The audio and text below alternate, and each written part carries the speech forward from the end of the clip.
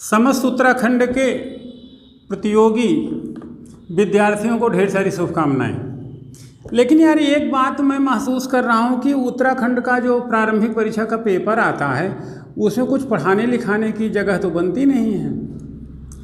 वस्तुतः मेंस में ही कुछ इफर्ट करने लायक है, फिर भी आपके स्नेह, आपके समर्थन, आपके ऋणों को देखते हुए हमें आपके साथ लगना चाहिए। मैं लग भी रहा हूँ और 20-50 वीडियो, जितने वीडियो जाएंगे उतने नंबर आपके बढ़ जाएंगे। बाकी आप इसे इंटरटेन करें अच्छे से। लेकिन एक चीज़ जान लीजिए, प्री पास भी कर लोगे तो क्या होगा। इस नाते अभी से मेरे कुछ वीडियो जो यूट्यूब पे पड़े हुए हैं, जैसे यह रणनीति भी सही रहेगी, जिसे दिन भर का हमने प्री मेंस का बताया है उसको देख लें। फिर प्रारंभिक परीक्षा के लिए विशेष रणनीति, यह अध्ययन की यह रणनीति और नीति शास्त्र का वीडियो है, और लास्ट टाइम स्ट्रेटजी। ये 4-5 वीडियोज आवश्यकीय रूप से यह क्लास पाते ही आप पढ़ लें और तदनुरूप आचरण करें। देखो एक चीज़ जान लो, जिस तरीके से क्वेश्चन पूछ, अब पीएच क्या है, एंजाइम क्या है, तो ऐसे जो क्वेश्चन वहाँ पे पूछे जा रहे हैं छोटे छोटे, उसके लिए वह ऑनलाइनर स्टडी या पहले से जो पढ़े हुए हैं या जिनके अनुभव ठीक ठाक हैं वही फायदे में रहेंगे। इस नाते बेहतर ये होगा कि आप क्वेश्चन बना के अभ्यास करें। बहुत ज़्यादा समय नहीं है, जैसा मुझे पता लगा है कि 28 नवंबर को शायद पेपर हो सकता है। तो चलो फिर भी लगते हैं हमें उत्तराखंड में काफ़ी परिणाम मिले हैं और आगे भी अच्छे परिणाम मिलेंगे, इसको लेके हम आश्वस्त हैं। आप थोड़ा सा हमारे कहे के अनुरूप चलें। जैसे यूपी का है, उत्तराखंड का है, एपीसीएस जल्दी में होने वाले हैं और इनके स्टैंडर्ड भी लगभग बराबर हैं। तो हम कुछ टॉपिक के माध्यम से आपको कराते हैं। जैसे एक बार यूपी में पूछा गया एंजाइम क्या है, तो alternate A fat, alternate B protein, alternate C carbohydrate, alternate D some special kind of vitamins. तो अब आप टिक लगाओ। हम तो थोड़ा सा टिपिकल अल्टरनेट आपको बता दिए। तो एंजाइम प्रोटीन हैं, तो अब वो आपने प्रोटीन पे टिक कर दिया। तो अगर आज हम यही एंजाइम और प्रोटीन पे थोड़ी देर रुकें तो हम आपको इतनी बातें बता दे रहे हैं कि एंजाइम प्रोटीन से कोई क्वेश्चन छोटा पूछा जाए तो आपका हो जाएगा। एंजाइम हार्मोन आपने सुना होगा, तो हार्मोन भी प्रोटीन ही हैं, बस अंतर है। यहाँ से भी प्री का क्वेश्चन रेज कर लें। एंजाइम बायोलॉजिकल कैटलिस्ट हैं, जैव उत्प्रेरक, और हार्मोन केमिकल कैटलिस्ट हैं, रासायनिक उत्प्रेरक। एंजाइम शरीर की आवश्यकता पर कहीं पर किसी भी क्रिया के लिए वहीं का वहीं बन जाएंगे, जबकि हार्मोन्स कुछ विशेष तरीके की अंतःस्रावी ग्रंथियां या इंडोक्राइन ग्लैंड में ही बनते हैं। बहरहाल एक छोटा सा अंतर हो गया। Although both are proteins, enzyme and hormone both. Enzyme is the biological catalyst and hormone is the chemical catalyst. जैविक आवश्यकताओं के तहत, जैसे मेरी उंगली हिल रही है या मैं बोल रहा हूँ, यह किसी न किसी क्रिया का प्रतिफल है और यह क्रिया बिना किसी एंजाइम के नहीं हो सकती है। तो better you can say enzyme is a controlling centre, guard, कुछ भी कह सकते हैं, नियंत्रण करता पूरी लिव एक्टिविटीज का। तो एंजाइम को क्या है, तो जैव उत्प्रेरक हैं। अब विकल्प रासायनिक उत्प्रेरक भी दे तो उसको कट करिए, केमिकल कैटलिस्ट नहीं, biological catalyst. Essentially proteinaceous in nature, protein के बने होते हैं अनिवार्य रूप से, कोशिकोद्भूत, प्रोड्यूस विथ इन सेल, कोशिका के भीतर। तो ये सब चीज़ें हैं। अब एंजाइम की खोज किसने किया, हार्मोन की खोज किसने किया, ये सब चीज़ें आप पढ़ें। एक छोटा सा भ्रामक, जैसे किसी के अंत में अगर ASE लगा हुआ हो तो समझ लो एज, वो एंजाइम है। जैसे PHASE एक है, ये phase rule chemical physical chemistry प्रावस्था, और अगर किसी के अंत में AGE लिखा हो, PHAGE, तो समझ ले विषाणु है, वायरस, बैक्टीरियोफेज, कोलीफेज, साइनोफेज, माइकोफेज, कुछ भी कहें। तो इनसे भी थोड़ा सा डिस्टिंक्शन आप समझें। This one is the virus, phage, bacteriophage, coliphage, cyanophage, mycophage, तो ये वायरस हैं। ये प्रावस्था, अवस्था, और ये एंजाइम है। तो एंजाइम प्रोटीन है। अब आप प्रोटीन को देखो कितने तरीके से आप समझ सकते हो। प्रोटीन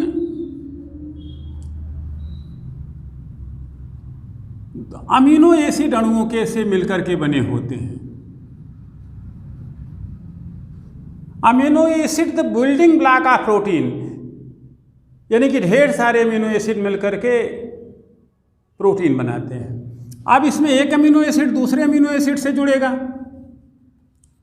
जोड़ने वाला बॉन्ड होता पेप्टाइड। अब थोड़ा सा टेक्निकल, लेकिन जैसे उत्तराखंड में क्वेश्चन पूछा तो पूछा भी जा सकता है। एक अमीनो एसिड का कार्बोक्सिलिक ग्रुप और दूसरे का NH2 आपस में जुड़ते हैं तो डाइपेप्टाइड बनता है। एमिनो एसिड दूसरा तीसरा ऐसे जुड़ते चले जाएंगे। जैसे इंसुलिन में 51 एमिनो एसिड जुड़ते हैं 2 चेन पर 30 और 21 में, तो एक का कार्बोक्सिलिक ग्रुप और दूसरे का NH2 आपस में जुड़े किस बांड से? पेप्टाइड बांड से। तो अब आप देखो कि प्रोटीन का सिनोनिमस या पर्यायवाची क्या हो सकता है। जैसे यहाँ लिखें ग्रेडियंट, इंटेंसिटी, सेंसिटिविटी, इलास्टिसिटी, प्रत्यास्थता, लोच, प्रवणता, भूगोल में प्रवणता, इकोनॉमिक्स में लोच, फिजिक्स में प्रत्यास्थता, सब ऐसे एक दूसरे के पर्यायवाची हैं। तो प्रोटीन को अगर हम और बताएं कि क्या क्या कहा जाएगा तो आप प्रोटीन पे टिक करिएगा। अगर पेप्टाइड कहा जाए, अगर डाइपेप्टाइड कहा जाए, डाइपेप्टाइड मतलब 2 पेप्टाइड बांड या 3 ट्राइपेप्टाइड या पॉलीपेप्टाइड,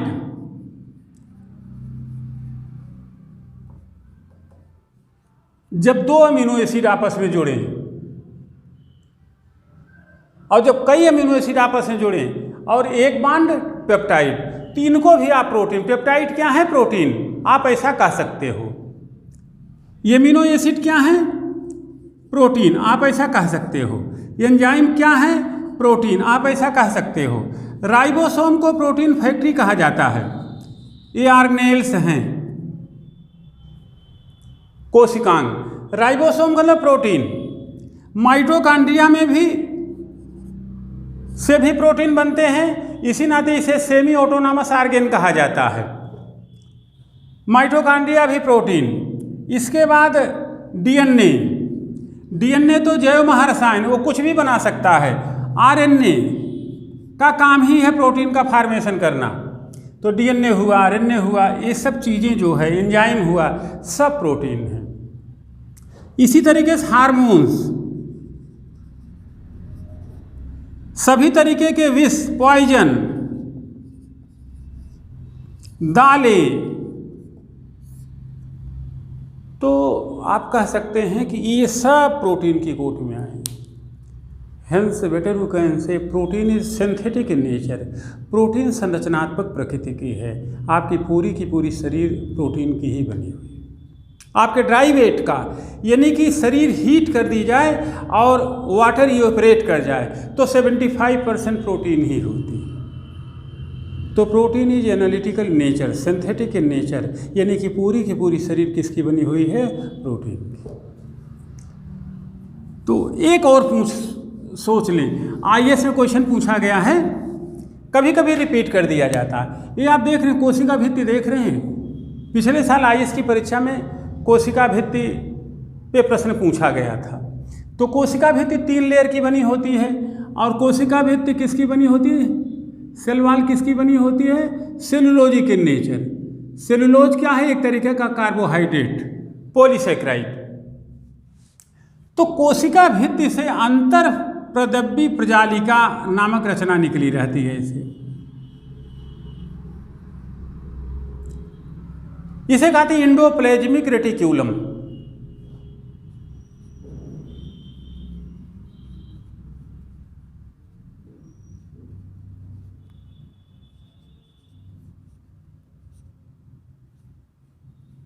यहां से घोलित पदार्थों का अभिगमन होता है।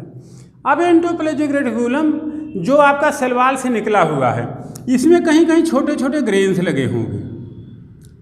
अब ये जो ग्रेन्स हैं तिनको कहा जाएगा ग्रेनुलर एंडोप्लाज्मिक रेटिक्यूलम। जहाँ पे ग्रेन नहीं है उन्हें कहा जाएगा ए ग्रेनुलर एंडोप्लाज्मिक रेटिक्यूलम। अब आप समझें कि ये ग्रेन वाला वस्तुतः ये साधारण ग्रेन नहीं है, बल्कि ये राइबोसोम है। तो यहाँ से प्रोटीन का संश्लेषण होगा और यहाँ से होगा फैट सिंथेसिस, बस आकार। अब ये क्वेश्चन आई से पूछा गया है कि एंडोप्लाज्मिक रेटिक्यूलम के वह पोर्शन जहाँ पे ग्रेन लगे होते हैं वहाँ से किसका संश्लेषण होता है, तो आप कहेंगे प्रोटीन। और जहाँ पे ग्रेन्स नहीं हैं वो ये ग्रेनुलर हैं, कणिका विहीन हैं, वहाँ से वसा का संश्लेषण होगा। तो अब आप हमारी किताब आप लोगों के पास होगी साइंस की, तो बायोकेमिस्ट्री उसमें से आप पढ़िएगा। तो कितने क्वेश्चन, एंजाइम क्या हैं, हार्मोन क्या हैं, सभी तरीके के विष क्या हैं, प्रोलामिन्स क्या हैं, दालें क्या हैं, और एमिनो एसिड्स क्या हैं, पेप्टाइड क्या हैं, पॉलीपेप्टाइड क्या हैं। तो these are all are hormone, all are proteins. आप देखो आईएएस में क्वेश्चन पूछा गया था कि जीवन की उत्पत्ति के लिए उत्तरदायी तत्व तो कार्बन, हाइड्रोजन, ये सब चीज़ें होती हैं। तो देखें मेन तत्व हैं CHO। CHO से आपका फैट बनेगा, कार्बोहाइड्रेट बनेगा और इसी से फैट भी बनेगा। अब दोनों में अंतर क्या है? कार्बन, हाइड्रोजन, ऑक्सीजन से कार्बोहाइड्रेट भी बनेगा, फैट भी बनेगा। लेकिन अंतर है कि कार्बन और हाइड्रोजन में, इसमें हाइड्रोजन और ऑक्सीजन का अनुपात सामान्य तौर पर 2:1 का होता है, जैसे पानी का H2O। ऐसे भी क्वेश्चन प्री में पूछे जा सकते हैं कि कार्बोहाइड्रेट और फैट, स्पेशली उत्तराखंड में कार्बोहाइड्रेट और फैट में तात्विक रचना कार्बन, हाइड्रोजन, ऑक्सीजन की होती है, तो फिर फर्क क्या है? तो यहाँ पे अनिवार्य रूप से पानी वाला रिलेशन होता है, लेकिन फैट में ऐसा हो जरूरी नहीं है। क्वेश्चन बढ़ते जाएं, क्वेश्चन खींचते जाएं, हमारी किताब थोड़ा सा देख लें, यहाँ से 1-2 क्वेश्चन बनते हैं। यहाँ पे ऑक्सीजन कम पाई जाएगी, इस नाते देर में जलते हैं। यहाँ पर ऑक्सीजन ज़्यादा पाई जाएगी, इस नाते ये जल्दी जलते हैं। आप देखते होंगे कि चाय बनाने वाला अपने कोयले पर चीनी थोड़ा सा डाल देता है तो लहकने लगता है, जबकि टायर आप देखें जलने में टाइम लगता है। तो जो फैट कंटेंट हैं वो देर में जलेंगे, लेकिन जब जलेंगे तो खूब ऊर्जा देंगे, दुगनी ऊर्जा देंगे, यह भी क्वेश्चन पूछा जाएगा। जबकि कार्बोहाइड्रेट तुरंत जलेंगे, कम ऊर्जा देंगे। इस पे एक क्वेश्चन और बनता है, जब हमारा डाइजेशन होता है या पदार्थ का विघटन और वियोजन होता है, डिसइंटीग्रेशन होता है, तो पहले कार्बोहाइड्रेट टूटता है और कार्बोहाइड्रेट बाद फैट टूटता है सेकंड नंबर पर। जब कार्बोहाइड्रेट टूट जाता है तो क्वेश्चन और सीख लें। इसी तरीके से हम आपको बताएंगे भूख किसे कहते हैं, प्यास किसे कहते हैं। तो भूख का मतलब होता है शरीर में ग्लूकोज की कमी, प्यास का मतलब होता है शरीर में ग्लूकोज की कमी। Decrease the level of glucose, better you can say hanger and thrust. तो कार्बोहाइड्रेट कम हुआ, भूख का एहसास हुआ। सेकंड नंबर पे अब अगर आपको भोजन नहीं मिल रहा है तो आपका फैट गलना शुरू हो, चर्बी गलना शुरू हो जाएगी। अगर अभी भी भोजन नहीं मिलेगा तो आपका प्रोटीन गलना शुरू हो जाएगी। प्रोटीन का मतलब होता है कंडीशन ऑफ स्टारवेशन, भूखमरी की स्थिति। इससे 2 इम्पॉर्टेंट बीमारियां पैदा होती हैं, कोशियोरकर और मरासमस। याद, कोशियोरकर और मरासमस 2 बीमारियां होंगी, इम्पॉर्टेंट बीमारी है। अब प्रोटीन की रचना में कार्बन, हाइड्रोजन, ऑक्सीजन और नाइट्रोजन होगा। अब एक क्वेश्चन पूछा जा सकता है कि रचना धर्मिता के आधार पर on structural base carbon, hydrogen, oxygen और नाइट्रोजन तो इस तरीके से नाइट्रोजन की उपस्थिति इन्हें अन्य तत्वों से अलग कर देती है।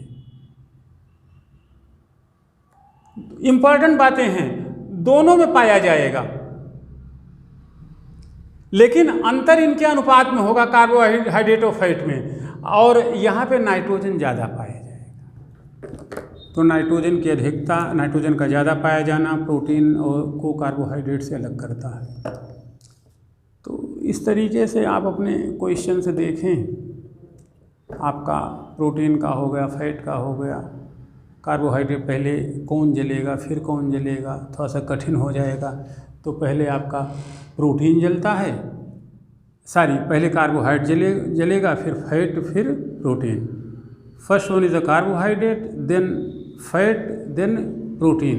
प्रोटीन जलने का मतलब हुआ कि अब कुछ बचा नहीं है। अमेरिका और घाना वगैरह हमें दक्षिण अफ्रीकी देशों में यह काफ़ी कॉमन बीमारियां हैं, तो इसे हम कहेंगे कोशियोरकर और मरासमस। तो इस तरीके से आप क्वेश्चन यहाँ से रेज करें। अभी हम बताते हैं कि कैसे कैसे क्वेश्चन यहाँ से और निकल सकते हैं स्पष्टता के साथ, और फिर हम फंडामेंटल राइट आपको बताते हैं कि वहाँ से कैसे क्वेश्चन बनेगा। तो अब आप देखेंगे ये कि छोटे छोटे क्वेश्चन जो अभी हमने आपको एंजाइम, प्रोटीन, हार्मोन बताया, तो एंजाइम क्या है? Alternative protein, B fat, C carbohydrate, D vitamins. ऐसे हार्मोन और प्रोटीन में बेसिक अंतर क्या है? हार्मोन और एंजाइम में मूलभूत अंतर क्या है? अल्टरनेटिव हार्मोन रासायनिक उत्प्रेरक है, जबकि एंजाइम जैविक उत्प्रेरक है। तो ऐसे करके BCD विकल्प बनाएं और हमारे उन वीडियोज़ को देखें। क्वेश्चन बनाना अल्टीमेट स्टेज होगा।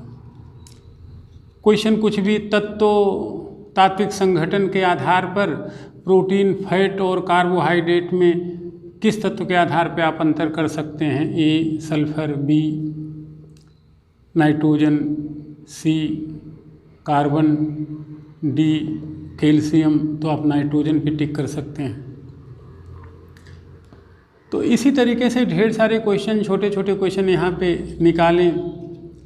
राइबोसोम में किस चीज़ का निर्माण होता है? तो राइबोसोम प्रोटीन फैक्ट्री है। तो RNA प्रोटीन संश्लेषण का काम करता है, DNA मास्टरों का मास्टर है। तो इस तरीके से क्वेश्चन आप इसमें से निकाल सकते हैं। अब हम यकीन के साथ कहते हैं कि हम 20-25 वीडियो जो पढ़ेगा, और भी हो सकते हैं इम्तहान को देखते हुए, अगर मेरी बात आप जेहानत के साथ समझते रहेंगे तो 25-30 क्वेश्चन की तो गारंटी है। बाकी खुद कुछ कर लीजिएगा। तो अभी आप एक ऐसे सफरी तौर पे थोड़ा सा और एक टॉपिक लें, फंडामेंटल राइट। तो जैसे पूछा गया क्वेश्चन, मूल अधिकार का शाब्दिक अर्थ है A परिसीमित प्रशासन, B कानून की अवधारणा को संचालित करने के लिए की गई व्यवस्था, C सीमितता के सिद्धांत को बेहतर ढंग से समझने के लिए संविधान सभा द्वारा लाया गया विशेष प्रत्यय, D नीति निर्देशों का आधारिक संदर्भ। तो मूल अधिकारों का शाब्दिक अर्थ होता है परिसीमित प्रशासन। मूल अधिकार इसी नाते दिए गए हैं कि व्यक्ति से व्यक्ति, व्यक्ति से समाज, सत्ता और व्यक्ति प्रत्येक की सीमाएं हैं और हर किसी को अपनी सीमाओं के अनुसरण में ही काम करना पड़ेगा। मूल अधिकार भारतीय संदर्भ में इस नाते भी महत्वपूर्ण है कि संविधान सभा में इसके लिए 38 दिन तक चर्चा हुई। नेहरू जी से संविधान की आत्मा कहते हैं। ये सब छोटे छोटे क्वेश्चन आपसे पूछे जा सकते हैं। अब मूल अधिकार मानवाधिकार एक संदर्भ होता, तो मूल अधिकार और मानवाधिकार में क्या अंतर है? तो मूल अधिकार और मानवाधिकार में जो प्रमुख अंतर है, मूल अधिकार वैश्विक हैं, मूल अधिकार राष्ट्रीय हैं और मानवाधिकार वैश्विक। मूल अधिकार पाना राष्ट्र की चुनौती है, मानवाधिकार पाना विश्व की चुनौती है। मूल अधिकार एक संकुचित अवधारणा है, जबकि मानवाधिकार एक प्रसरणशील अवधारणा है। भारत में मूल अधिकार संवैधानिक बताए गए हैं। इसी कारण भारत में मूल अधिकार, ब्रिटेन जहाँ संसदीय सर्वोच्चता है और अमेरिका जहाँ पे न्यायिक सर्वोच्चता है, उन सबसे इतर संविधान में ही समाविष्ट करके इसे संविधान के अंतर्गत घोषित करके संवैधानिक कर दिया गया। इस नाते भारतीय मूल अधिकार ब्रितानी मूल अधिकार और अमेरिकी मूल अधिकार से कईयों मील जाके आगे सुरक्षित है। वस्तुतः हमारे संविधान निर्माता विधि द्वारा शासित अधिकार, विधि द्वारा शासित सरकार की स्थापना करना चाहते थे, न कि मनुष्यों द्वारा संचालित सरकार। संसद की सरकार मनुष्यों द्वारा संचालित थी, विधि के अधिकार संवैधानिक व्यवस्था द्वारा संचालित। तो हमारे मूल अधिकार संवैधानिक है। संसद के कृपा पर नहीं है। तो कहा जाएगा कि भारत के मूल अधिकार कैसे हैं, तो संवैधानिक हैं। हमारे यहाँ सारी चीज़ कानून के शासन, जो डायसी का विचार है, उसके धरातल पे अवधारित किया गया। इनिशियली आपको 7 मूल अधिकार मिले हुए थे। 44वें संविधान संशोधन द्वारा संपत्ति का अधिकार छीन लिया गया और संपत्ति के अधिकार को विधिक अधिकार के रूप में संविधान के अन्य उपबंधों में रखा गया। तो कुल मिला जुला करके आज आपके पास 6 मूल अधिकार हैं, जिनकी गणना 12 से 18 के बीच में स्वतंत्र समता के अधिकार के रूप में होती है, 19 से 22 के बीच में आपके स्वतंत्रता के अधिकार की, 23 और 24 में शोषण के विरुद्ध रक्षा का अधिकार, 25 से 28 धार्मिक स्वतंत्रता का अधिकार है, 29-30 संस्कृति और शिक्षा के अधिकार हैं, 31 का मूल अधिकार जो संपत्ति का अधिकार था इस समय समाप्त कर दिया गया है 44वें संविधान संशोधन के थ्रू। अगला मूल अधिकार है सांविधिक उपचारों का अधिकार, 32 से 35 के बीच। तो यहाँ सबसे भी काफ़ी क्वेश्चंस बनेंगे। एक क्वेश्चन आज आप सीख लें कि हमारे कुछ मूल अधिकार हैं जो विधिक अधिकार के रूप में माने गए हैं, जिनका महत्व संवैधानिक मूल अधिकारों के समतुल्य ही है। यानी कि 14 से लेकर के 35 तक के जो मूल अधिकार हैं उन्हीं के समतुल्य कुछ विधिक अधिकार हैं। अगर वे अधिकार भी छीने जाएंगे तो न्यायालय में प्रवर्तित कराए जा सकते हैं, इफेक्टिव कराए जा सकते हैं। ये अधिकार 300 का के हैं, 301 के हैं, 265 के हैं। 265 में कहा गया है कि कोई भी कर विधि के प्राधिकार से अधिरोपित किया जाएगा, अन्यथा नहीं। कार्यपालिका मनमाने ढंग से करारोपण नहीं कर सकती। 300 को में विधिक औचित्य के बिना संपत्ति के संचयन, व्ययन इत्यादि से न रोका जाए। यानी कि अगर आपका पैसा सफ़ेद है, वाइट मनी है, तो आप कितना भी कमा सकते हैं सरकार को टैक्स देते हुए। 301 में संविधान के अन्यथा उपबंधित के सिवाय अखंड भारतीय भूभाग में सर्वत्र आना जाना, तो 265, 300 का और 301 के अधिकार विधिक अधिकार हैं, जिनका महत्व मूल अधिकारों के समतुल्य ही है। ये अधिकार भी वस्तुतः न्यायालय द्वारा प्रवर्तित कराए जा सकते हैं। हाँ, केवल एक अंतर है, अगर मूल अधिकार छीने गए होंगे तो अनुच्छेद 32 के तहत आप सीधे सुप्रीम कोर्ट जा सकते हैं और प्रधान न्यायपीठ आपके अधिकारों की सुरक्षा से आपको वंचित नहीं कर सकता। यानी कि सर्वोच्च न्यायपीठ बाध्यकारी है। यदि आपके अधिकारों का संबंध भाग 3 से होगा तो उसकी सुनवाई जरूर करेगी। हाँ, अगर इन विधिक अधिकारों की बात होगी 265 की, 300 का की, 301 की, तो यहाँ एक नियम होगा कि अनुच्छेद 222 के धरातल पे पहले आप हाई कोर्ट जाएंगे और अगर वहाँ पे निर्णय आपके अनुकूल नहीं होता है तो आप सुप्रीम कोर्ट जा सकते हैं 32 के तहत। कुल मिला जुला कर 32 का अधिमान ज़्यादा है और 226 का अधिमान थोड़ा सा कम है प्रवर्तनीयता के दृष्टिकोण से। एक बात और, यदि किसी मामले की सुनवाई अनुच्छेद 32 के तहत हो चुकी है तो 226 के धरातल पे प्रश्नगत नहीं होगा। हमारे मूल अधिकार अनुच्छेद 359 के अधीन संशोधनीय हैं। अब 42वें संविधान संशोधन के थ्रू इसमें अनुच्छेद 368 खंड 5 जोड़ करके यह शक्ति संसद को दे दी गई है। तो कुल मिला जुला के मूल अधिकार संशोधनीय हैं।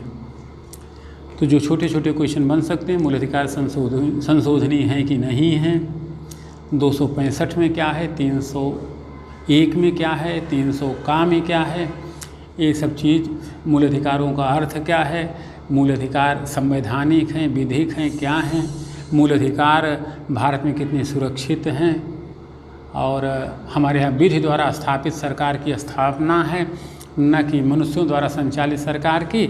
I mean A government of law not of man. तो इस तरीके से आप पेपर्स बनाएं, देखें। हम नई नई टॉपिक्स आपको बताते रहेंगे, उनसे क्वेश्चन क्या बन सकते हैं करते रहेंगे। जैसे अभी हाल फिलहाल का मसला तालिबान का है, तो तालिबान से संबंधित ढेर सारी बातें, अब कंसेप्चुअल तो इस नाते नहीं हो पाएगा कि वैसी जगह नहीं है, फिर भी हम कंसेप्ट के टीचर थोड़े कंसेप्ट भी बताएंगे, लेकिन ज़्यादा कोशिश ये करें कि तालिबान, अफ़गानिस्तान, पाकिस्तान, चीन, रूस, अमेरिकी सेना का लौटना, भारत पर पड़ते प्रभाव जैसे संदर्भों को हम 40-45 मिनट इस तरीके से डिस्कस करेंगे कि प्री मेन इंटरव्यू का पैटर्न तो पकड़े ही, एक दो क्वेश्चन अगर यहाँ से कोई पूछा जाए तो पूछ लिया जाए। अनंत शुभकामनाएँ, आप इसे इंटरटेन करें, हम आपके साथ हैं और उत्तरोत्तर आपकी बेहतरी के लिए कृत्य करने को कृत संकल्प है। धन्यवाद।